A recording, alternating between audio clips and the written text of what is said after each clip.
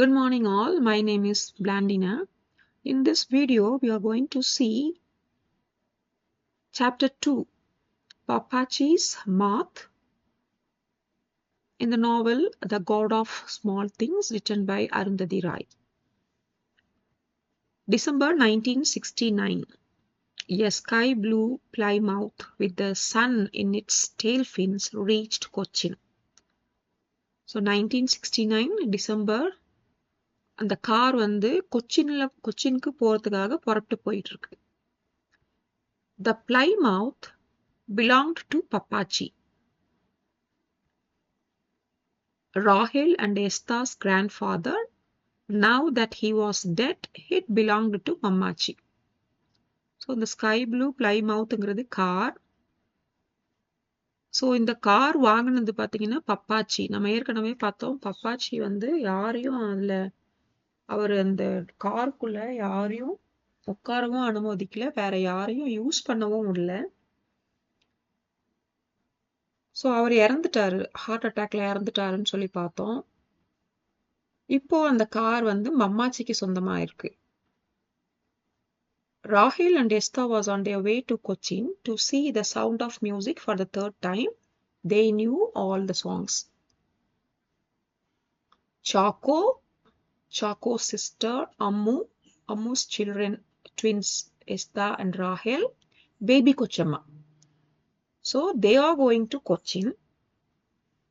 So the first program is, to watch a movie. The name of the movie is Sound of Music. Rahel and Esther already watched the movie 3 times and they knew all the songs in the movie. So ராஹேலும் எஸ்தாவும் இவங்க எல்லாம் சேர்ந்து choco, Ammu, baby Kochamma முதல்ல movie பார்க்க போறாங்க, sound of music. ஏற்கனவே இவங்க இந்த twins பார்த்தீங்கன்னா 3 தடவை இந்த மூவியை பார்த்துருக்காங்க. அதில் இருக்கிற எல்லா சாங்ஸும் அவங்களுக்கு தெரியும். After that, they were going to stay at Hotel Sea Queen. Next morning, they would go to Cochin Airport to pick up Chaco's ex-wife, Margaret Kochama, and their cousin Sophie Mole, coming from London to spend Christmas at Imanam. In that N varno end. Okay. So, after the movie, they are going to spend the night at Hotel Sea Queen. Then next morning, they will go to the Cochin airport and pick up Chaco's ex-wife, Margaret Kochama, and his daughter, Sophie Mole. They are coming from London to spend Christmas in Imanam. So in the Sound of Music, the movie பார்த்து முடிச்ச உடனே night வந்து hotel சீ குவீன்ல தங்கிட்டு next day morning Cochin ஏர்போர்ட்ல போய் சாக்கோவோட X-wife Margaret கொச்சம்மாவையும் இவங்க 2 பேருக்கும் இருக்கிற ஒன்லி டாட்டர் சோஃபி மோலையும் பிக் பண்றதுக்காக தான் இங்க கொச்சின் வந்திருக்காங்க. ஸோ இவங்க மார்கரெட் கொச்சம்மாவும் சோஃபி மோலும் எங்கிருந்து வராங்கன்னு பார்த்தீங்கன்னா லண்டன்ல இருந்து வராங்க. Next okay. Earlier that year, Margaret Kochama's second husband, Joe, had been killed in a car accident. So Chaco invited her. He couldn't bear to think of them spending a lonely, desolate Christmas in England. We already saw that Chaco and Margaret Kochama were divorced. So Margaret Kochama married for the second time. Her husband's name is Joe. He got killed in a car accident recently. So Chaco heard the news and he couldn't think his ex-wife and his daughter spending the Christmas alone in England. So he invited both of them to Imanam to spend Christmas. So Margaret Kochama வந்து சாக்கோட X-wife. இவங்க second time கல்யாணம் பண்றாங்க. அவரோட பேரு Joe. அவரும் பார்த்தீங்கன்னா ரீசெண்டாக ஒரு கார் ஆக்சிடென்ட்ல இறந்துடுறாரு.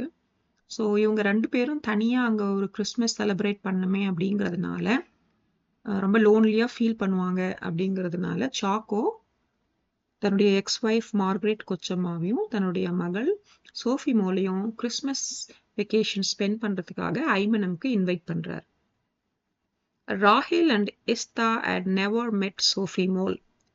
They had heard a lot about from baby Kochama, Kochumaria, and even from Mammachi. None of them met her either.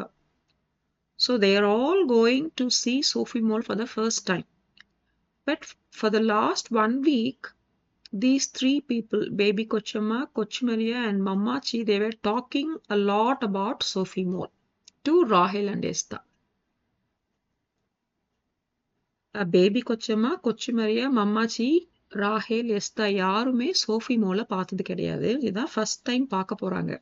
ஆனா எப்போ சோஃபி மோல் வந்து ஐமனம் வராங்கன்னு சொன்னாங்களோ இவங்க 3 பேருக்கும் ராஹேல் கிட்டயும் எஸ்தா கிட்டயும் சோஃபி மோலை பத்தி பேசுறதுதான் நிறைய டைம் அவங்கள பத்தியே பேசிக்கிட்டு இருந்தாங்க அப்படின்னு மென்ஷன் பண்றாங்க. Baby Kochamma made Rahel and Estha practice an English song. So அந்த song பார்த்தீங்கன்னா இதுதான், rejoice in the Lord always and again I say rejoice. It's a Christian song. We already know baby Kochama went to a convent to become a nun. So she's teaching a song to Esther and Rahel, rejoice in the Lord always and again I say rejoice. That is the song. Esther's full name was Esthapen Yaakov. Rahel's was Rahel. So Esther's full name Esthapen Yaakov. Esther was wearing his beige and pointy shoes and his Elvis puff, his favorite Elvis song, Party.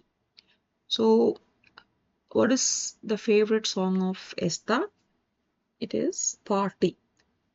So party அப்படிங்கிற song, அந்த சாங்ல இருந்து 2 lines கொடுத்துருக்காங்க அந்த lyrics. Some people like to rock, some people like to roll, but மோர்னிங் and groaning gonna satisfy my soul, let's have a party. So அது பாடும் பொழுது அந்த மார்னிங் க்ரோனிங் அப்படியெல்லாம் அவன் அந்த மாதிரி பாடுறான் அப்படிங்கிறது அந்த ஸ்பெல்லிங் அப்படி கொடுத்துருக்காங்க. Esther and Rahel at 18 minutes age difference. We already saw this. Esther is elder by 18 minutes.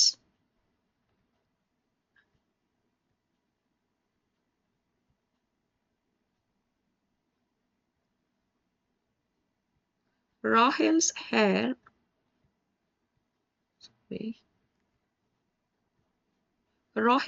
hair held together by a love in Tokyo, 2 beads and a rubber band.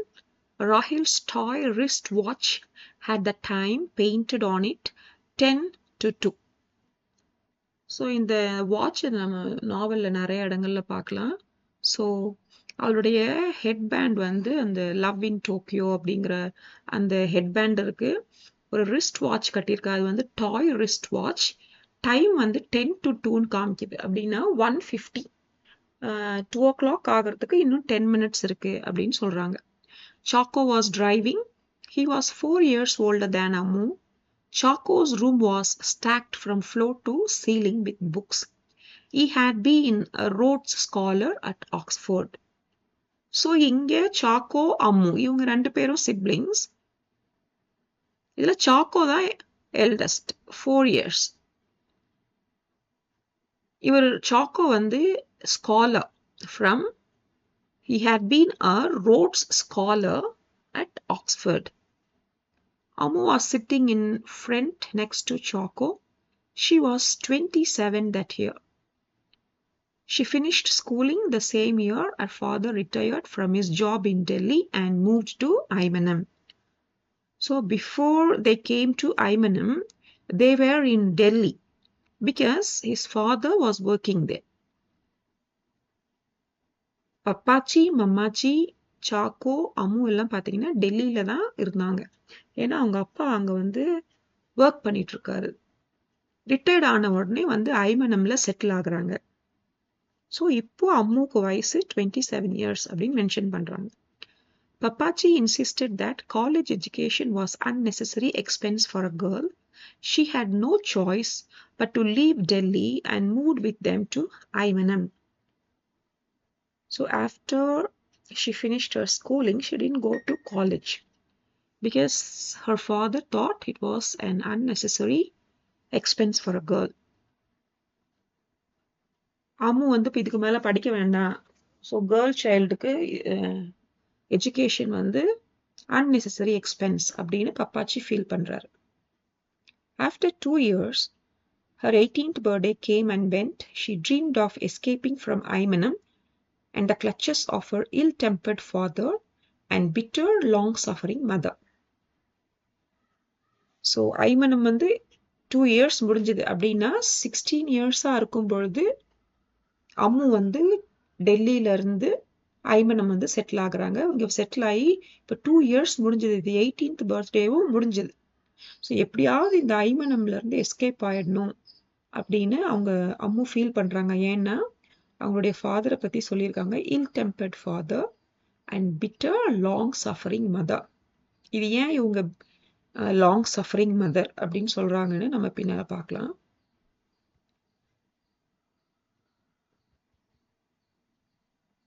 Papachi agreed to spend the summer with a distant aunt who lived in Calcutta.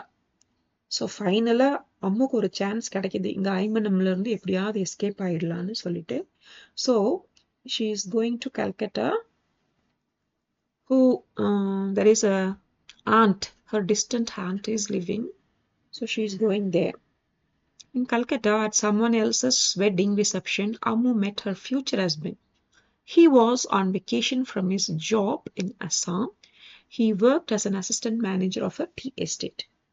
So அம்முவோட வருங்கால கணவரை இந்த Calcutta and வீட்டுக்கு வந்திருக்கும் போது ஒரு wedding ரிசப்ஷன்ல பாக்குறாங்க.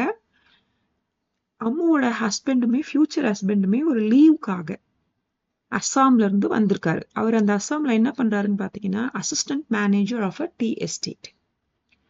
His family were once wealthy zamindars who had migrated to Calcutta from East Bengal after partition. He was 25 and he had already been working on the tea estates for 6 years. இவரோட பேர் பார்த்தீங்கன்னா பாபா, அம்முவோட future husband, BABA Baba. இவங்க பார்த்தீங்கன்னா ஒரு wealthy ஜமீன்தார் family. ஆனால் என்ன ஆச்சுன்னு பார்த்தீங்கன்னா கல்கட்டாவிலேருந்து ஈஸ்ட் பெங்கால்ல இருந்து கல்கட்டாவுக்கு மைக்ரேட் ஆனாங்க இந்த பார்ட்டிஷன் சமயத்தில். ஸோ இப்போ அவருடைய வயசு, பாபாவோட வயசு பார்த்தீங்கன்னா 25. ஆல்ரெடி அஸ்ஸாமில் இந்த டீ எஸ்டேட்ல 6 years-ஆ ஒர்க் பண்ணிட்டு இருக்காரு. He proposed to Ammu 5 days after they first met. So அம்முவும் அவருடைய ஃபியூச்சர் ஹஸ்பண்ட் அந்த வெட்டிங் ரிசப்ஷன்ல பார்க்குறாங்க. அந்த ரிசப்ஷன்ல பார்த்து 5 days-க்கு அப்புறம் ப்ரப்போஸ் பண்றாரு இவரு. Ammu wrote to her parents informing them of her decision. They didn't reply. Ammu had an elaborate Calcutta wedding. Ammu's father-in-law was the chairman of the railway board and had a boxing blue from Cambridge. He was the secretary of the BABA, the Bengal Amateur Boxing Association.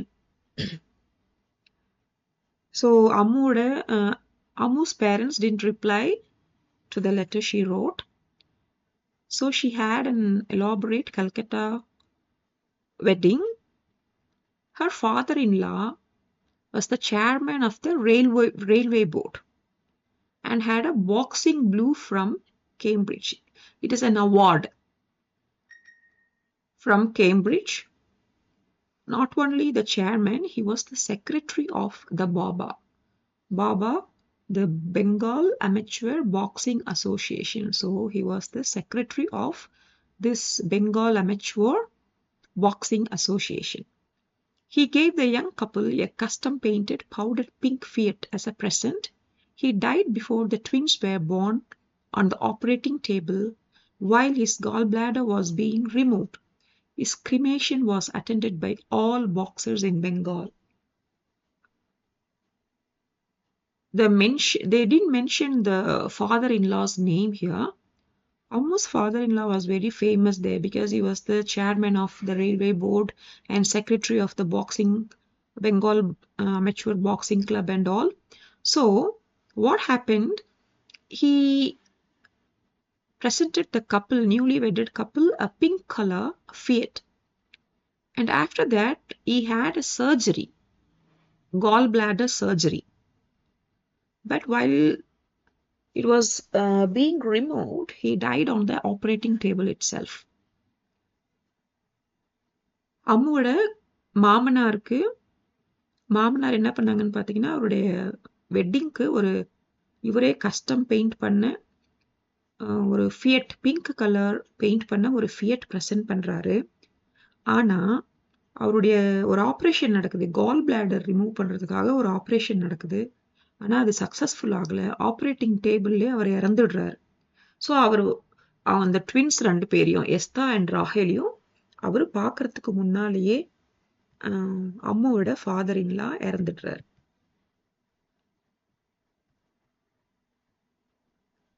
Next, Ammu and her husband moved to Assam.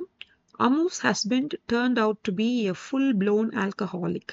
In a conversation with his friends, he would talk about how much he loved salmon when Ammu knew he hated it. He would come home from the club and tell Ammu that he saw Meet Me in St. Louis, when they had actually screened the Bronx Buccaro. So இவங்க Assam move பண்ணதுக்கு அப்புறம் தான் அம்முவுக்கு தெரியுது, அம்முவோட husband ஒரு பயங்கரமான alcoholic அப்படின்னு சொல்லி தெரியுது. அது மட்டும் இல்லை, அம்முவோட ஹஸ்பண்ட் அவர் என்ன பண்ணுவாருன்னா, இவங்களை he irritates her. Like he used to say that he loved salmon, the fish, but Ammu clearly knows that he hated that. And not only that, from the club he will come home and say that he saw Meet Me in St. Louis, but actually they had screened the Bronx Buccaro. So இந்த மாதிரி எல்லாம் அம்மு கிட்ட அவங்கள irritate பண்றது அவங்களுக்கு பாபாவுக்கு ஒரு வேலையாவே இருந்தது. Ammu was 8 months pregnant when war broke out with China. It was October 1962. So China war பார்த்தீங்கன்னா 1962 October. Planters' wives and children were evacuated from Assam. Ammu couldn't travel, remained on the estate. In November, after a bumpy bus ride to Shillong, Estha and Rahil were born. So in the first chapter itself, we saw that their car broke down and they got into a state transport bus. So when she was 8 months pregnant, the China war broke out, October 1962. All other planters' wife and children were evacuated from the tea estate. But Ammu couldn't travel because she was 8 months pregnant. So while they were going to the hospital to Shillong, their car broke down. Then they got into a bus. So like that, Estha and Rahil born.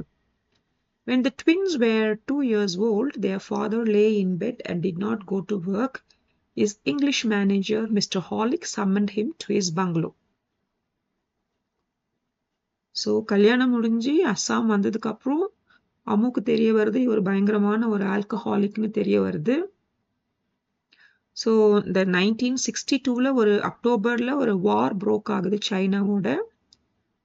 இவங்களால 8 months பிரெக்னெண்டா இருக்கிறதுனால travel பண்ண முடியல. So அங்கேயே தான் எஸ்தா and ராஹில் பிறக்கிறாங்க. இந்த ட்வின்ஸ்க்கு 2 yearsஆ இருக்கும் பொழுது இவர் சுத்தமா வேலைக்கே போக மாட்டேன்றாரு அம்முவோட husband.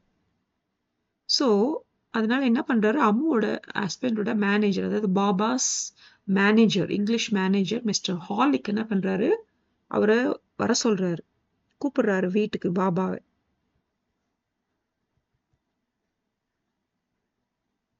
Mr. Holick proposed Baba to go away for a while for a holiday, picnic or treatment and suggested that Ammu should be sent to his bungalow to be looked after. So Baba manager ஒரு proposal வைக்கிறார். என்னன்னா, நீ எங்கேயாவது கொஞ்ச நாளைக்கு காணாத போயிடு, அதுக்கு உனக்கு பதிலா அம்மு உன்னோட ஒய்ஃபை எனக்கு வேலை செய்யறதுக்காக அனுப்பு அப்படிங்கிற மாதிரி சொல்றாரு. இத அம்முவோட ஹஸ்பண்ட் அவங்க கிட்ட சொல்றாங்க. Ammu said nothing. Baba grew uncomfortable and infuriated by her silence. Suddenly he plunged at her, grabbed her hair, punched her and passed out. Ammu took down the heaviest book from the shelf, the Reader's Digest World Atlas, and hit him with it as hard as she could. When his violence began to include the children and the war with Pakistan began, Ammu left her husband and returned to her parents in Aymanam. So இந்த நியூஸை கேட்ட உடனே mister Khalik அவருடைய manager வந்து உனக்கு பதிலாக அம்முவை வர சொல்றாங்க அப்படின்னு கேட்ட உடனே அம்மு ஒன்றும் பேசல. உடனே இவரை அவங்கள ரொம்ப அடிக்கிறாங்க. அடிச்சுட்டு அவர் குடியில தானே இருக்காரு, நிறைய குடிச்சிருக்கிறதுனால பாஸ் அவுட் ஆயிடுறாரு. அம்மு அங்க இருக்கிற ஒரு ரீடர்ஸ் டைஜஸ்ட் அட்லஸ் எடுத்து அவரை பயங்கரமா அடிச்சிடுறாங்க.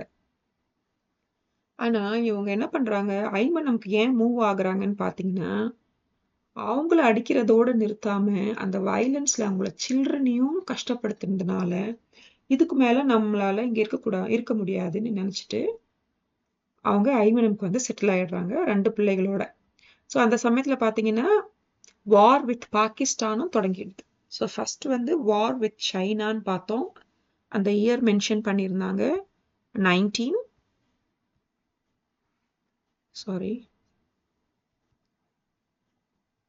it was October 1962ன்னு பார்த்தோம். So war broke out with China October 1962.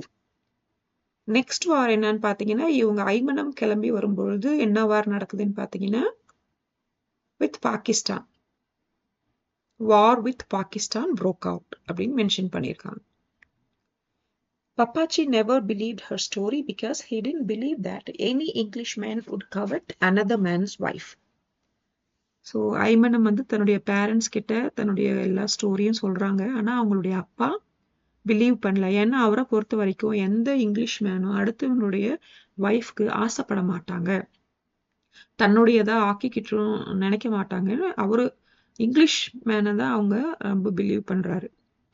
Ammu went to the village goldsmith and had her heavy wedding ring melted down and made into a thin bangle with snake heads and put it for Ragil. So அவங்களுக்கு இருந்த ஒரே ஒரு wedding ring, heavy wedding ரிங்கை melt பண்ணி அது ஒரு பேங்கிளா, அதாவது snake heads இருக்கிற மாதிரி ஒரு பேங்கிளா மாற்றி ராஹிலுக்கு போடுறாங்க. Occasionally, when Ammu listened to songs that she loved on the radio, something stirred in her. She wore flowers in her hair and carried secrets in her eyes. She spent hours on the riverbank with her plastic transistor shaped like a tangerine. She smoked cigarettes and had midnight swims. So அம்முவை பற்றி இங்கே சொல்கிறாங்க. அம்மு ஐமனம்க்கு வந்ததுக்கு அப்புறம் அவருக்கு சில சமயங்களில் அவங்களுடைய ஒரு வித்தியாசமான பிஹேவியர் என்ன பண்ணுவாங்க, நிறைய பூ வச்சுப்பாங்க சில சமயங்களில். அதுக்கப்புறம் அவங்க நிறைய சில சமயம் அந்த நேரங்களில் அந்த டேஸில் என்ன பண்ணுவாங்க, ரிவர், அவங்க வீடு பக்கத்துலேயே ரிவர் இருக்கு இல்லையா, அங்கே போய் அவங்க கிட்ட இருக்கிற அந்த டேஞ்சரின் ஷேப்பில் இருக்கிற ரேடியோவில் பாட்டு கேட்டுக்கிட்டே இருப்பாங்க, ஸ்மோக் பண்ணுவாங்க. அது மட்டும் இல்லை, மிட் நைட் ஸ்விம்ஸும் பண்ணுவாங்க அப்படின்னு சொல்லியிருக்காங்க. On the back seat of the Plymouth, between Esther and Rahel, sat baby Kochama. Baby Kochama disliked the twins. She considered them doomed fatherless waifs. So back seatல பார்த்தீங்கன்னா 2 சைட்லயும் எஸ்தாவும் ராஹேலும் இருக்காங்க. அவங்களுக்கு நடுவுல பேபி கொச்சமா உட்காந்துருக்காங்க. இவங்களுக்கு பேபி கொச்சமாவுக்கும் இந்த 2 ட்வின்ஸையும் பிடிக்காது. She dislikes both the twins. On the way back from the airport, Margaret Kochama would sit in front with Chaco. Sophie Mole would sit in between them. Ammu would sit in the back. So வரும்பொழுது அம்மு வந்து back சீட்க்கு வந்துருவாங்க. சாக்கோவோட X-wife Margaret கொச்சம்மாவும் Sophie மோலும் முன்னால இருப்பாங்கன்னு சொல்றாங்க. On the Plymouth roof, there was 4-sided plywood billboard that said in elaborate writing, "Paradise Pickles and Preserves." Below that, painted bottles of mixed fruit jam, hot lime pickle in edible oil. Next to the bottles, there was a list of all the Paradise products and a Kathakali dancer with his face green and green skirts swirling. Along the bottom of the S-shaped swirl of his skirt said Emperors of the Realm of Taste, which was K.N.M. Pillai's contribution. It was the literal translation of the Ruchi Logathinde Rajavu. So இப்போ இந்த காரை பற்றி describe பண்ணுறாங்க. அந்த காரில் நம்ம பார்க்குறோம், சில சமயத்தில் நாமளே பார்த்துருப்போம், இந்த அட்வர்டைஸ்மெண்ட் பண்ணுற காருங்கள் எல்லாம் அந்த மேலே ரூஃபில் 4 சைடும் போர்டு வச்சுட்டு அதில் அவங்க என்ன ப்ராடக்ட் விற்கிறாங்களோ அதை பற்றி அட்வர்டைஸ் பண்ணியிருப்பாங்க, பெயிண்ட் பண்ணி எழுதியிருப்பாங்க. ஸோ அதே மாதிரி தான் இவங்களுடைய கார்லேயும் அந்த பிளைவுட்டில் அந்த அட்வர்டைஸ்மெண்ட் பண்ணியிருக்கிறாங்க அவங்களுடைய பேரடைஸ் பிக்கிள்ஸ் அண்ட் ப்ரிசர்வ்ஸை பற்றி. ஸோ அதில் அவங்க என்னென்ன ஐட்டம்ஸ் எல்லாம் விற்கிறாங்க, mixed fruit jam, hot Lime pickle அப்படியெல்லாம் போட்டிருக்காங்க. அது மட்டும் கிடையாது, ஒரு கதகளி டான்ஸர் நம்ம பார்த்துருப்போம், அந்த கதகளி டான்ஸருடைய ஸ்கர்ட் வந்து பெருசாக இப்படி சுற்றுற மாதிரி இருக்கும். ஸோ அந்த எஸ் ஷேப்டு அந்த ஸ்வர்லில் என்ன மென்ஷன் பண்ணியிருக்காங்கன்னு பார்த்தீங்கன்னா, emperors of the realm of taste. இந்த இதை யார் கொடுத்தாங்க, இந்த emperors of the realm of டேஸ்ட்னு யார் அந்த ஐடியா கொடுத்தாங்கன்னு பார்த்தீங்கன்னா K.N.M. பிள்ளை. இதோட நம்ம பார்த்தோம், இந்த ஸ்டோரி வந்து கோட்டயம்ல ஐமனம் அப்படிங்கிற கேரளாவில் கோட்டயம் டிஸ்ட்ரிக்ட்ல ஐமனம் அப்படிங்கிற இடத்துல நடக்கிறது. ஸோ இது வந்து இங்கிலீஷ் நேம். அதோட மலையாளம் டிரான்ஸ்லேஷன் பார்த்தீங்கன்னா ருச்சி லோகத்தின் ராஜாவு. ருச்சின்னா டேஸ்ட், லோகம்னு சொன்ன வேர்ல்டு, ராஜாவுன்னு கிங். ஸோ ருச்சி லோகத்தின் ராஜாவு அப்படிங்கிறதுனுடைய English translation emperors of the realm of taste. அதாவது டேஸ்ட்லேயே ராஜா வந்து பேரடைஸ் பிக்கிள்ஸ் அண்ட் ப்ரிசர்வ்ஸ் அப்படிங்கிற மாதிரியான ஒரு அட்வர்டைஸ்மெண்ட் அவங்களுடைய காரில் மேலே அந்த பில்போர்டு வந்து பெயிண்ட் பண்ணியிருக்காங்க. ஸோ இந்த இதை யார் கொடுத்தாங்கன்னு பார்த்தீங்கன்னா K.N.M. பிள்ளை. K.N.M. பிள்ளைக்கு லக்கி ப்ரெஸ் அப்படின்னு ஒரு ப்ரெஸ் இருந்ததுன்னு சொல்லி பார்த்தோம். அது மட்டும் இல்லை, ராஹேல் முதல்ல ஐமனம்க்கு வராங்க அப்படின்னு தெரிஞ்ச ஃபர்ஸ்ட் ஆல் K.N.M. பிள்ளை அப்படிங்கிற நியூஸை நம்ம பார்த்தோம். Mamachi had started making pickles soon after Papachi retired from the government service in Delhi. The Kottayam Bible Society was having a fair and asked Mamachi to take some of her famous banana jam and tender mango pickle. It sold quickly.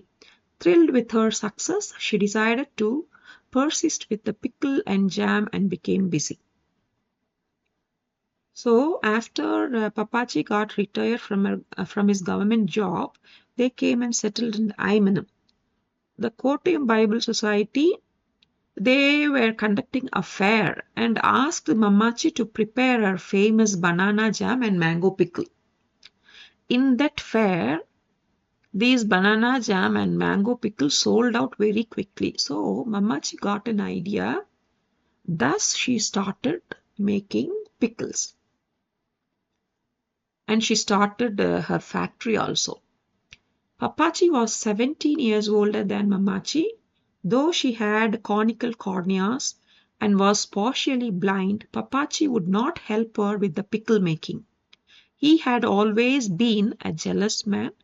Every night he beat her with a brass flour vase. One night Papachi broke the bow of Mamachi's violin and threw it in the river. So the age difference between Papachi and Mamachi is 17 years. And we already saw in the first chapter itself, Mamachi was partially blind. Why? Because she had this conical corneas. Even though Papachi would never help her in pickle making. And not only that, he was a jealous man. We saw that Mamachi is a long-suffering mother. So this is the reason why she is long-suffering, bitter and long-suffering. Because Papachi, her husband, used to beat her always. with a brass flower vase, and she had a violin. Papachi broke the bow of that violin. The Kottayam Bible society என்ன பண்ணுதுன்னா ஒரு fair கண்காட்சி மாதிரி conduct பண்றாங்க. அவங்க முதலா மம்மாச்சி கிட்ட நீங்க நல்லா செய்யற இந்த பனானா ஜாமையும் மேங்கோ பிக்கிளையும் செஞ்சு கொடுங்க அப்படின்னு கேக்குறாங்க. ஸோ அந்த கண்காட்சியில என்ன கண்டுபிடிக்கிறாங்கன்னா மம்மாச்சி வந்து அவங்களுடைய ப்ராடக்ட்ஸ் ரொம்ப சீக்கிரமா வித்து தீர்ந்துடுது. இதுலதான் அவங்களுக்கு ஒரு ஐடியா கிடைக்குது. ஓகே, நம்ம ஏன் சும்மா இருக்கணும், பப்பாச்சிக்கும் இப்ப வேலை இல்லை, அதனால நம்ம என்ன பண்ணலாம், இதையே ஒரு பிசினஸா ஸ்டார்ட் பண்ணலாம் அப்படின்னு ஸ்டார்ட் பண்ணதுதான் மம்மாச்சி ஸ்டார்ட் பண்ணதுதான் பாரடைஸ் பிக்கிள்ஸ் அண்ட் ப்ரிசர்வ்ஸ். பப்பாச்சிக்கும் மம்மாச்சிக்கும் ஏஜ் டிஃபரன்ஸ் 17 years. நம்ம ஃபர்ஸ்ட் இதுலயே பார்த்தோம் மம்மாச்சி வந்து பார்ஷியலி பிளைண்ட்னு சொல்லி. ஏன்னு பாத்தீங்கன்னா அவங்களுக்கு அந்த கார்னிக்கல் கார்னியாஸ் இருந்ததுனாலதான். இதெல்லாம் இருந்த போதும் பப்பாச்சி வந்து அவங்களுக்கு பிக்கிள் மேக்கிங்ல எந்த விதமான ஹெல்ப்பும் பண்ணல. அவர் வந்து ஒரு ஜெலஸ் மேன்னு சொல்றாங்க. அது மட்டும் இல்ல, மம்மாச்சிய அவருக்கு அடிக்கிறது, அவர் ஒரு ஈவினிங் ஆனா நைட் ஆனா அவரை அடிக்கிறாரு. எதுலன்னு பாத்தீங்கன்னா இந்த பிராஸ் ஃப்ளவர் வேஸ்ல. மம்மாச்சி கிட்ட ஒரு வயலின் இருந்தது. அந்த வயலினோட பவ்வையும் உடைச்சி அதை தூக்கி ரிவர்ல போட்டுட்டாரு அப்படின்னு சொல்லி சொல்றாங்க. நம்ம இதுல 3 பேரோட ஏஜ் டிஃபரன்ஸ் பார்த்தோம். ஒன்னு Estha and Rahel's age difference 18 minutes. Chacko and Ammu வந்து 4 years டிஃபரன்ஸ். பப்பாச்சி அண்ட் மம்மாச்சியோட age difference 17 years. Okay. Chacko came home for a summer vacation from Oxford. He had grown to be a big man, became strong from rowing for Balliol. So ஆக்ஸ்போர்ட்ல இருந்து அவரு வெக்கேஷனுக்காக வீட்டுக்கு வராரு. அவரு அந்த rowing காம்படிஷன்ல எல்லாம் கலந்துக்கிட்டு ரொம்ப ஸ்ட்ராங்கா இருக்காரு இப்போ. A week later, he found Papachi beating Mamachi in the study. Chaco went into the room, caught Papachi's vase hand and twisted it around his back. He ignored the food Kochumaria brought, and late at night he brought out his favorite mahogany rocking chair and smashed it with a wrench. He never touched Mamachi again. Chacko லீவுக்கு வீட்டுக்கு வந்து 1 week அப்புறம் கண்டுபிடிக்கிறாங்க இந்த அவங்களுடைய அம்மாவை அடிக்கிறாருன்னு சொல்லிட்டு. So ஒரு நாள் என்ன பண்றாரு, இவர் அந்த ஸ்டடி ரூம்ல அவங்க அப்பா அந்த ஃப்ளவர் வேஸ் வச்சு அடிப்பாருங்க இல்லையா, அந்த ஃப்ளவர் வேஸ் இருக்கிற அந்த ஹேண்டை பிடிச்சி ட்விஸ்ட் பண்ணி இது பண்ணிடுறாரு. ஸோ அன்னையில இருந்து பாத்தீங்கன்னா பப்பாச்சி வந்து மம்மாச்சியை அடிக்கிறது இல்லை. ஆனா அவர் என்ன பண்றாரு, கொச்சுமரியாங்கிறத அவங்களோட மெய்டு கொண்டு வந்து சர்வ் பண்ற அந்த ஃபுட் எல்லாம் வேண்டான்னு சொல்லிடுறாரு. அதுக்கப்புறம் அவருடைய ஃபேவரட் சேர் ஒன்று இருக்கு, அதை வந்து ரெஞ்ச் வச்சு அடிச்சு உடைச்சிடுறாரு. ஸோ இப்படியெல்லாம் பண்றாங்க அவரு பப்பாச்சி. He bought the Plymouth from an old Englishman in Muna. He never allowed Mamachi or anyone else in the family to use it or even to sit in it. The Plymouth was Papachi's revenge. So இந்த இன்சிடென்ட்டுக்கு அப்புறம் தான் choco தன்னுடைய அம்மா அடிக்கிறத அவர் தடுத்து நிறுத்தினதுக்கு அப்புறம் தான் warn பண்ணுவான் Chacko, you should never touch Mammachi again அப்படின்னு சொல்லி வார்ன் பண்ணுவான். So after that Pappachi went and bought that Plymouth car from an old Englishman in Muna. So மூணார்ல இருக்கிற ஒரு இங்கிலீஷ் மேன் கிட்ட இருந்து அவரோட காரை வாங்கிட்டு வராரு. He never allowed to sit anyone in the car. அவர் யாரையும் தொடவும் உடல, அதுல உட்காரத்துக்கு கூட அலோவ் பண்ணல அப்படின்னு சொல்றாங்க. அது வந்து ஒரு ரிவெஞ்ச் அவருக்கு. அந்த சாக்கோ அந்த மம்மாச்சி அடிக்கிறத வந்து தடுத்து நிறுத்தினாங்க இல்லையா, ஸோ அதனால அது ஒரு ரிவெஞ்சா இது பண்ணார். Papachi had been an imperial entomologist at the Pusa Institute. நம்ம ஏற்கனவே பார்த்தோம் இவங்க வந்து டெல்லியில இருந்தாங்க பப்பாச்சி மம்மாச்சி எல்லாம். ஸோ டெல்லியில இவர் என்ன பண்ணிட்டு இருந்தாருன்னு பாத்தீங்கன்னா imperial entomologist at the Pusa Institute. After independence, his designation was changed from imperial entomologist to joint director entomologist. The year he retired, he had risen to a rank equivalent to director. So பப்பாச்சி வந்து இந்த imperial என்டமாலஜிஸ்ட்ல இந்த பியூசா இன்ஸ்டிடியூட்ல join பண்ணாரு. அதுக்கப்புறம் joint director ஆனாரு. Retire ஆகும்போது டைரக்டராகவே equivalent to director பொசிஷன்லேயே இருந்தார். ஸோ இப்போ the greatest setback in his life was the moth. மாத்துங்கிறது it's related to butterfly family. But பார்க்கறதுக்கு பட்டர்ஃப்ளை மாதிரியே இருக்கும், ஆனால் அது வந்து moth. He had discovered hadn't named after him. The moth fell into his drink one evening. He measured it and he placed it in the sun for a few hours for the alcohol to evaporate. He caught the first train back to Delhi to taxonomic attention, and he hoped for fame. After 6 months, to Papachi's disappointment, he was told that the moth had been identified slightly unusual race of a well-known species that belonged to the tropical family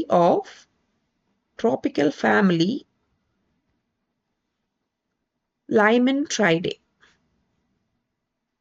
so என்ன ஒரு செட்பேக்குன்னு சொல்கிறாங்க அப்படின்னு பார்த்தீங்கன்னா, இவர் வந்து அந்த entomology, அதாவது இன்செக்ட்ஸை பற்றி படிக்கிற அந்த டிபார்ட்மெண்ட்டில் வேலை செய்தார் இல்லையா. ஒரு தடவை இவர் என்ன பண்ணுறாரு, ஈவினிங் வீட்டில் வெளியே உட்காந்து ட்ரிங்க் பண்ணிட்டு இருக்காரு alcohol.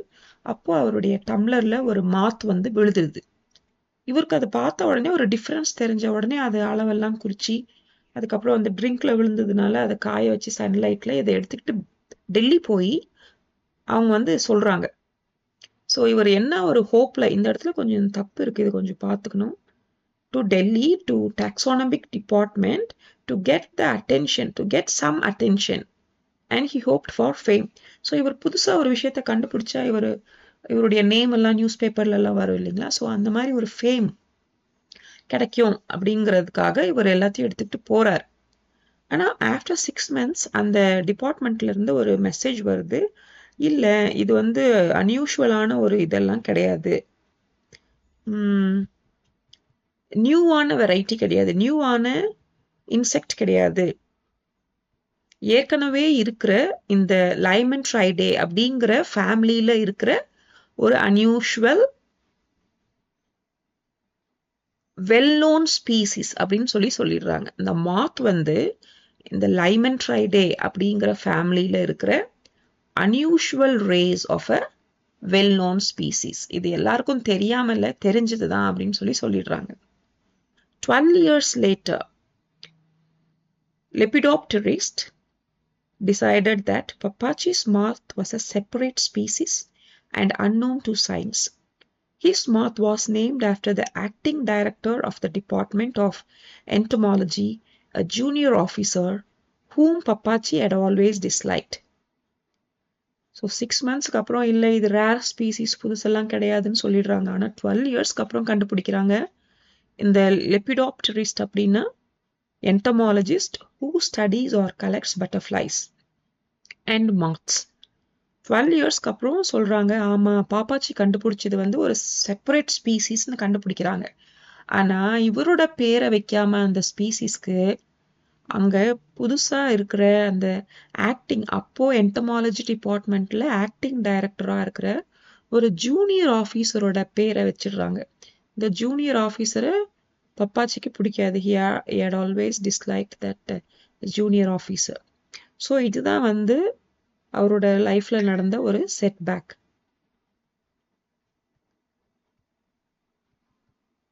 பப்பாச்சி wore a well-pressed 3-piece suit and his golden pocket watch.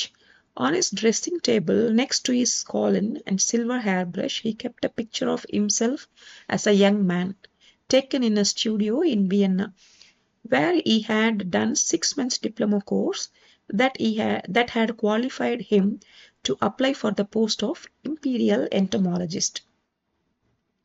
So இவர் எப்பவுமே நல்லா அயர்ன் பண்ண நீட்டான 3-piece சூட் தான் வேர் பண்ணுவாரு. அவரோட ட்ரெஸ்ஸிங் டேபிளில் சென்ட்டு, அதுக்கப்புறம் சில்வர் ஹேர் ப்ரஷ் எல்லாம் இருந்தது. அதோட ஒரு ஃபோட்டோ இருந்தது, அவருடைய யங் மேனாக இருக்கிற ஒரு ஃபோட்டோ இருந்தது. இந்த ஃபோட்டோ எங்கே எடுத்தாங்கன்னு பார்த்தீங்கன்னா, வியன்னாவில் ஒரு ஃபோட்டோ ஸ்டுடியோவில் எடுத்திருப்பாங்க. இவர் வியன்னாவை எதுக்கு போயிருப்பாங்கன்னா, ஒரு டிப்ளமோ கோர்ஸ், அந்த அந்த இம்பீரியல் என்டமாலஜிஸ்ட் போஸ்ட்டுக்கு போகணுன்னா இந்த டிப்ளமோ கோர்ஸ் வேணும். ஸோ அந்த 6 months கோர்ஸை கம்ப்ளீட் பண்ணணுங்கிறதுக்காக வியன்னா போயிருப்பார். In Vienna, Mamachi took violin classes. The lessons were discontinued when Mamachi's class teacher, Lonsky Tiefenthal, told Papachi that his wife was exceptionally talented. We already saw that Papachi was a very jealous man. So வியன்னாவில் அவர் class போகும்போது இவங்க என்ன பண்ணுறாங்க, violin class attend பண்ணாங்க மம்மாச்சி. So மம்மாச்சியோட இந்த violin teacher தெரியாமல் என்ன பண்ணிட்டாங்க, பப்பாச்சி கிட்ட உங்கள் ஒய்ஃப் வந்து ரொம்ப டேலண்டடாக இருக்கிறாங்க அப்படின்னு சொல்லிடுவாங்க, லான்ஸ்கி டிஃபென்தல். ஸோ உடனே என்ன பண்ணிடுவார், இவர் அவங்கள கிளாஸ்க்கே அனுப்ப மாட்டார். Mamachi pasted in the album the clipping from the Indian Express that reported Papachi's death. So next என்ன சொல்கிறாங்கன்னு பார்த்தீங்கன்னா, பப்பாச்சி இறந்துடுறாரு. ஸோ அது வந்து இந்தியன் எக்ஸ்பிரஸ் நியூஸ் பேப்பரில் பப்ளிஷ் ஆயிருக்கு. அது மம்மாச்சி கட் பண்ணி ஆல்பமில் பேஸ்ட் பண்ணுறாங்க. ஸோ அந்த நியூஸ் பேப்பர் கட்டிங்கில் என்ன சொல்லியிருக்காங்க அப்படின்னு பார்த்தீங்கன்னா,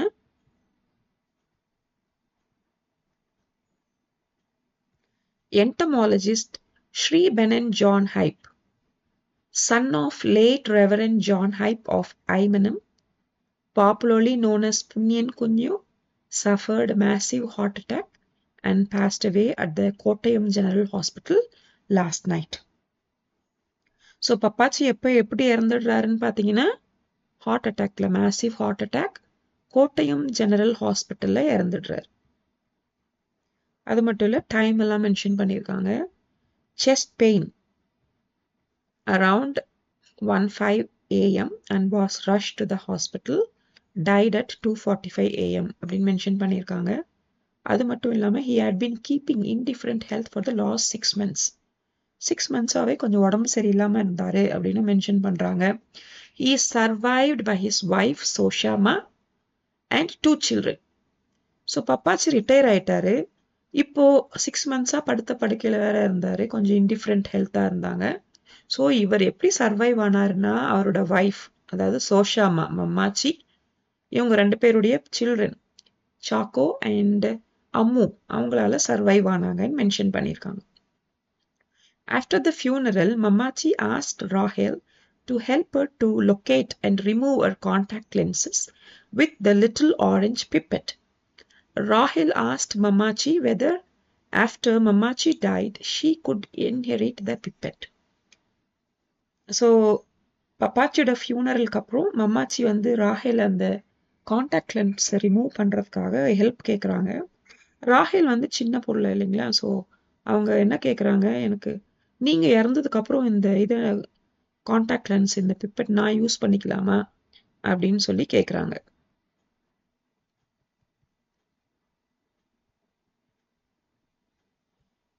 When Papachi died, he left trunks full of expensive suits and a chocolate box full of cufflinks, Chaco distributed among the taxi drivers in Kottayam. So பப்பாச்சியோட suits, அப்புறம் அந்த கையில் அந்த போடுற அந்த கஃப்லிங்ஸ், இது எல்லாத்தையும் எடுத்துகிட்டு போய் அந்த டாக்ஸி, கோட்டயமில் இருக்கிற டாக்ஸி டிரைவர்ஸ்க்கு எல்லாருக்கும் சாக்கோ டிஸ்ட்ரிபியூட் பண்ணிட்டாரு. Ammu said Papachi was an incurable CCP, which was short for Chipoek and in Hindi meant shit wiper.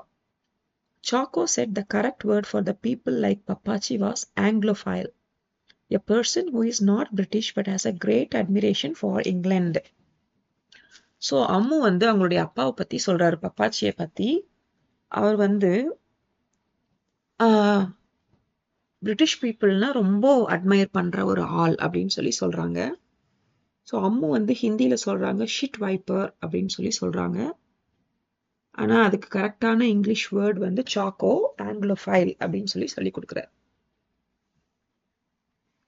Chaco made Rahel and Esther look up Anglophile in the Reader's Digest Encyclopedia Dictionary. It said person well disposed to the English. They had to look up the word dispose. So உடனே இந்த ஆங்கிலோஃபைல் அப்படிங்கிற வேர்டுக்கு எஸ்தாவையும் ராகேலையும் readers digest என்சைக்ளோபீடியாவில் meaning பார்க்க சொல்றாரு. அதோட meaning வந்து well disposed to the English அப்படின்ற சொல்றாங்க. ராகேலுக்கும் எஸ்தாவுக்கும் டிஸ்போஸ்ங்கிற வேர்டுக்கும் மீனிங் தெரியல. ஸோ அதோட மீனிங்கையும் அவங்க பார்க்குறாங்க அப்படின்னு சொல்றாங்க. Chaco explains that their family members are Anglophiles who loves English culture. It describes them as trapped outside their own history, unable to retrace their steps. Ammu வந்து அவங்களுடைய அப்பா மட்டும்தான் ஆங்கிலோஃபைல்னு சொல்றாரு. ஆனா சாக்கோவை பொறுத்த வரைக்கும் அவங்க எல்லாமே ஆங்கிலோஃபைல்ஸ் தான். ஏன்னா who loves English culture. நம்ம வந்து நம்மளுடைய ஹிஸ்டரியை விட்டு வெளியே போயிட்டு திரும்பியும் நம்ம ஹிஸ்டரிக்கு வர முடியாதபடி நம்மளால ட்ரேஸ் பண்ணி திரும்பி அந்த இடத்துக்கு வர முடியல அப்படின்னு சொல்றாரு. Chaco compares history to an old house at night where ancestors whisper. He says understanding history requires entering this house to listen, look and smell. Chaco ஹிஸ்டரியை ஒரு பழைய வீட்டுக்கு கம்பேர் பண்றாரு. அந்த வீட்டில் வந்து நம்மளுடைய ஆன்செஸ்டர்ஸ் எல்லாம் விஸ்பர் பண்ணிக்கிட்டே இருக்காங்க. ஸோ நமக்கு நம்மளுடைய ஹிஸ்டரி தெரியணும் அப்படின்னா நம்ம இந்த வீட்டுக்குள்ள என்டர் ஆகி அந்த ஆன்செஸ்டர்ஸ் என்ன விஸ்பர் பண்றாங்கன்னு கேட்டு பார்த்து ஸ்மெல் பண்ணணும் அப்படின்னு சொல்லி ஹிஸ்டரியை ஒரு ஓல்ட் ஹவுஸோட சாக்கோ கம்பேர் பண்றார். Estha and Rahel imagines this house of history as Curry Soip's abandoned estate across the river. The black soip, the Curry Soipங்கிறது இங்கிலீஷ்ல the black soip. The Englishman who had gone native, who spoke Malayalam and wore mundos. He had shot himself through the head 10 years ago. He took his own life because he could not face a life without his young native male lover after the boy's parents arrived and took him away. Chacko வந்து ஹிஸ்டரியை volt ஹவுஸோட compare பண்ண உடனே Rahel and எஸ்தாவோடைய imagination அவங்கள பொறுத்த வரைக்கும் volt ஹவுஸ்னு கேட்ட உடனே அந்த கரி சாயிப்புடைய ஹவுஸ் ஞாபகம் வந்தது. அதை வந்து அவங்க வந்து ஹவுஸ் ஆஃப் ஹிஸ்டரி அப்படின்னு சொல்றாங்க. எஸ்தா அண்ட் ராஹேலை பொறுத்த வரைக்கும் ஹவுஸ் ஆஃப் ஹிஸ்டரி வந்து கரி சாயிப்போட ஹவுஸ். அவர் வந்து ஒரு இங்கிலீஷ் மேன். ஆனா என்ன பண்ணாரு, கேரளாவுக்கு வந்ததுக்கு அப்புறம் ஃப்ளூயண்டா மலையாளம் பேசினாரு, வேஷ்டி தான் வேர் பண்ணாரு.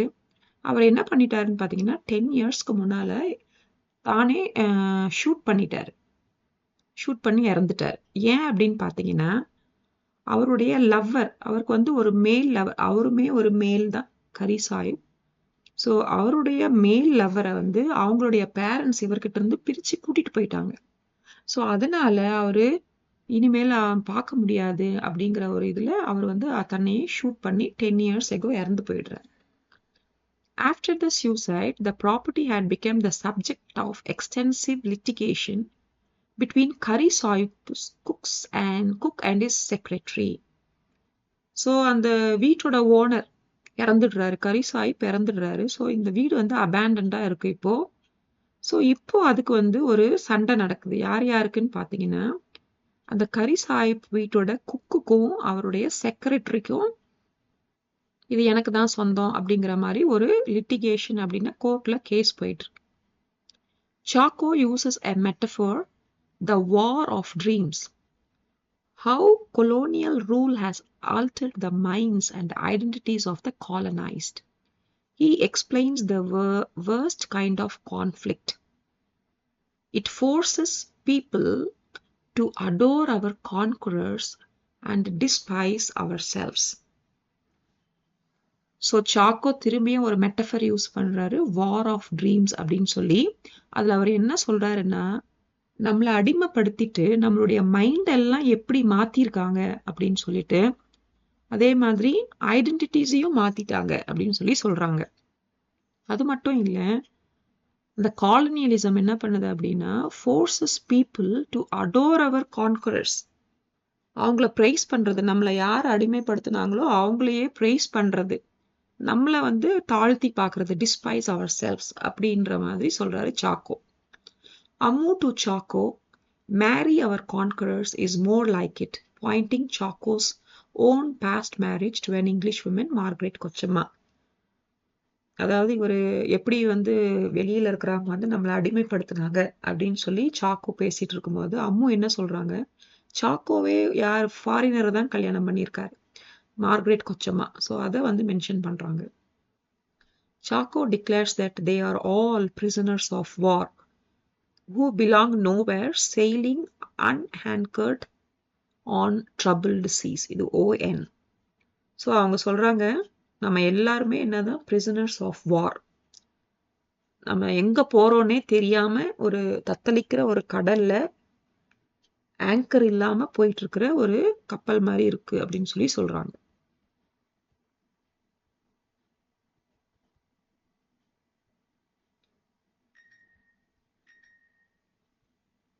To help the twins grasp the age of the planet, Chaco asks them to imagine the 4,600 million year old Earth as a 46-year-old.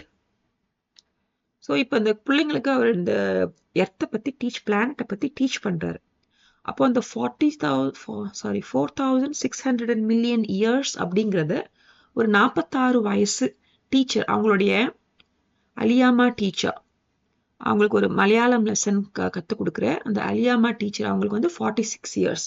So அவங்கள மாதிரி அந்த எர்த்தை நினச்சிக்க சொல்கிறாரு. Single celled organism appeared when the earth was 11 years old. So ஒரு செல் உயிரினம் எல்லாம் earth வந்து 11 வயசா இருக்கும் பொழுது ஆரம்பிச்சது. Animals like worms and jellyfish appeared when she was 40. So எர்த்துக்கு 40 வயசா இருக்கும் பொழுது, இயர்ஸா இருக்கும் பொழுது worms and jellyfish எல்லாம் வந்தது. The dinosaurs roamed the earth only 8 months ago when she was over 45. So எர்த்துக்கு 45 இயர்ஸ், அதாவது ஜஸ்ட் 8 மந்த்ஸ்க்கு முன்னால தான் இந்த டைனோசர்ஸ் எல்லாம் பூமியில வந்ததுன்னு சொல்லி சொல்றாங்க. Dinosaurs roamed the earth only 8 months ago when she was 45 சொல்லி சொல்றாரு. Human civilization began only 2 hours, as long as it takes us to drive from Aymanam to Cochin. So human race எப்போ தொடங்கிச்சு? 2 hours முன்னால தான் தொடங்கிச்சு. அந்த 2 ஹவர்ஸ்ங்கிறது என்னது? ஐமனம் இருந்து கொச்சின் போகிற distance நம்ம 2 hours தான் இருக்கு. ஸோ அந்த மாதிரி, ஸோ அவ்வளவு நேரம் தான் ஆச்சு ஹியூமன் சிவிலைசேஷன் ஆரம்பிச்சு அப்படின்னு சொல்லி இந்த பிள்ளைகளுக்கு புரியறதுக்காக இவர் இந்த மாதிரி எக்ஸ்பிளனேஷன் கொடுத்துட்டே போறார். Chaco claimed that all human existence is merely a twinkle in her eye. யாரோட eye? Twinkle in the earth women's eye அப்படின்னு சொல்லி சொல்றாரு. அதாவது ஹியூமன் எக்ஸிஸ்டன்ஸ், அதாவது மனிதர்களுடைய எக்ஸிஸ்டன்ஸ் இந்த பூமியில எப்படி இருக்குன்னு சொல்றாரு அப்படின்னா, இந்த பூமி வந்து கண்ணை இப்படி ஒரு தடவை ட்விங்கிள் பண்ற அளவுல தான் இருக்கு அப்படின்னு சொல்லி சொல்றாரு. While the earth women leaves a mark on the twins, they truly captivated by the history house, an ominous structure located just across the river. They didn't know then that soon they would go in with a man that they weren't supposed to love.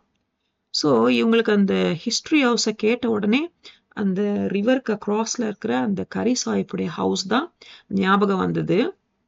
ஆனா இப்போ அவங்களுக்கு தெரியல, ஒரு ஆள் கூட அவங்க சீக்கிரமா வந்து அந்த இடத்துக்கு அவங்க போக போறாங்க அப்படின்னு சொல்லி தெரியல அப்படின்னு சொல்லி சொல்றாரு. Okay, next. The twins experienced and learned how history negotiate in terms, comparing the metaphorical smell of history to old roses on breeze, lurking in ordinary things like tomatoes and road tar in certain colors in the plants at a restaurant. So இவங்க choco வந்து போகும்போது அந்த ஹிஸ்ட்ரியை பற்றி அவங்க சொல்லி கொடுத்துக்கிட்டே போகிறாங்க. ஸோ ஃபஸ்ட்டு ஹோல்ட் ஹவுஸோட கம்பேர் பண்ணாங்க. அதுக்கப்புறமா வந்து ஸ்மெல் ஆஃப் அந்த ஹிஸ்ட்ரியை வந்து அந்த ஸ்மெல் எப்படி இருக்கும்னு பார்த்தீங்கன்னா ஓல்ட் ரோசஸ் ஆன் ப்ரீஸ். அதுக்கப்புறம் ஆர்டினரி திங்ஸ், என்னென்ன ஆர்டினரி திங்ஸ், டொமேட்டோஸில், ரோடில் இருக்கிற டாரில், அதுக்கப்புறமா பிளேட், ரெஸ்டாரண்ட்டில் இருக்கிற பிளேட்டில், இந்த மாதிரி இந்த ஸ்மெல்ஸ்லாம் ஹிஸ்ட்ரி இருக்குது அப்படின்னு சொல்லி சொல்கிறாங்க.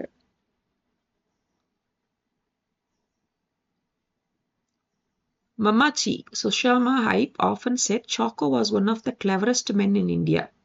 Mamachi loved to tell the story of how one of the dons at the Oxford had said that in his opinion Choco was brilliant and made of prime minister material. So Soshamma Ipe, அதாவது சாக்கோவோட அம்மா தன்னுடைய மகன் சாக்கோவை பற்றி பெருமையாக சொல்லியிருப்பாங்க. அவங்களுடைய ஆக்ஸ்ஃபோர்டில் இருக்கிற ஒருத்தர் சொல்லியிருப்பாங்க, உங்களுடைய மகன் வந்து ரொம்ப பிரில்லியண்ட்டாக இருக்காரு, அவர் வந்து யார் பிரைம் மினிஸ்டராக வர அளவுக்கு கேப்பபிள் அப்படின்னு சொல்லி மென்ஷன் பண்ணியிருப்பார். அம்மு உடனே அதுக்கு சொல்கிறாங்க, கவுண்டர் ஆர்கியூ பண்ணுறாங்க. Going to Oxford didn't necessarily make a person clever. So Oxford போனதுனால யாரும் கிளவர் ஆக முடியாது. Cleverness didn't necessarily make a good prime minister.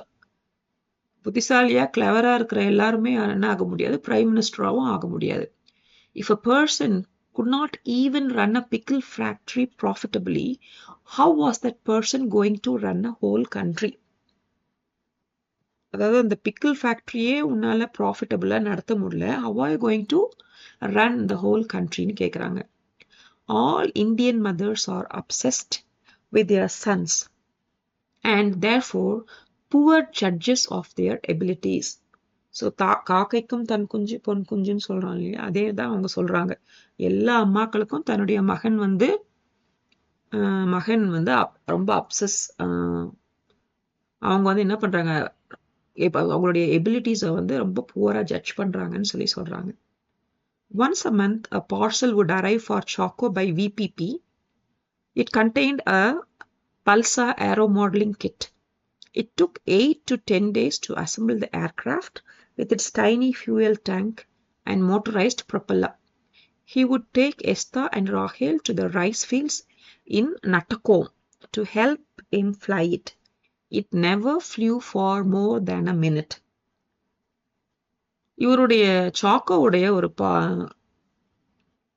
Habit என்னன்னு பார்த்தீங்கன்னா, அவருக்கு வந்து இந்த ஏரோ மாடலிங்கில் ரொம்ப இன்ட்ரெஸ்ட். ஸோ வாரத்துக்கு ஒரு தடவை இந்த விபிபி வழியாக, கொரியர் வழியாக என்ன வரும், இந்த aero modelling kit, balsa aero modelling kit ஒன்று வரும். ஸோ ஒரு 8 to 10 days டைம் ஸ்பெண்ட் பண்ணி அதை வந்து அவர் அப்படியே எல்லாத்தையும் அரேஞ்ச் பண்ணி இந்த ரைஸ் ஃபீல்டு, இந்த நட்டக்கோமில் இருக்கிற ரைஸ் ஃபீல்டுக்கு எஸ்தாவையும் ராஹேலையும் கூட்டிகிட்டு போய் ஃப்ளை பண்ண ட்ரை பண்ணுவார். ஆனால் அது ஒரே ஒரு தடவை கூட மோர் தேன் அ மினிட் வந்து ஃப்ளை ஆகலை அப்படின்னு சொல்லி மென்ஷன் பண்ணுறாங்க. Okay, we'll stop this session here because it is a lengthy chapter. We will cover the remaining chapter in the next video. Thank you for watching. Hope you enjoy this video.